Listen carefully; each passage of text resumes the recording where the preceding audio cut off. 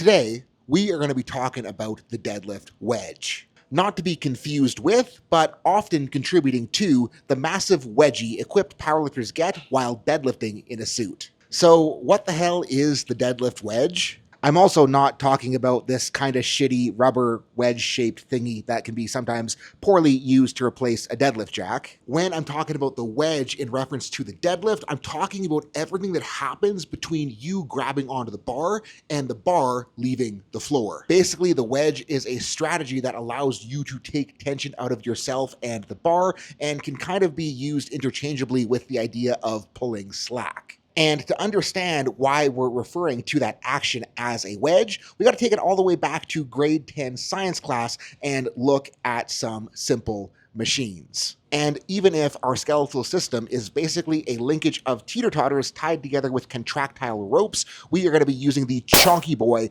to make an analogy for taking slack out of the deadlift. Because in science terms, a wedge is basically something that is pointy on one side, tapering up to relatively girthy on the other. And if we put the skinny end next to two objects and apply a force to the girthy end, the wedge can be used to shove those two objects apart. And in the context of the deadlift, we're kind of trying to shove our pointy to girthy in between the bar and the floor. But not literally, of course, because if you end up underneath the bar on a deadlift, you're doing something very, very wrong. It's a visual analogy, not a literal analogy, guys. Even so, as the literal wedge has 3 corners and 3 sides, our deadlift wedge also has 3 components. Our arms, our legs, and our torso make up the sides of our wedge, with the shoulders, hips, and knees being the corners of our triangle. And I know the corners don't exactly match up with the sides, but it's a visual analogy, not a literal one. Now, the goal of the deadlift wedge is to try to shove the pointy part of our imaginary triangle underneath the bar, which is going to happen by a combination of 2 pulls and 1 push.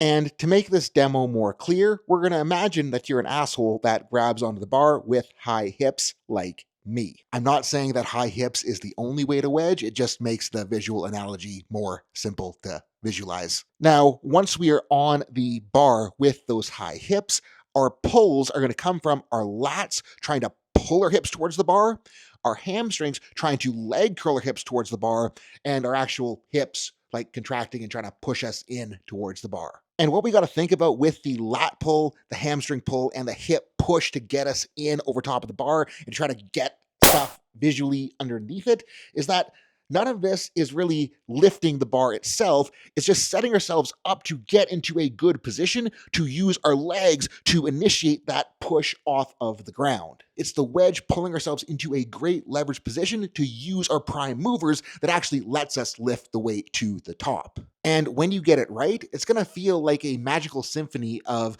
the bar just went to lockout without even really having to try.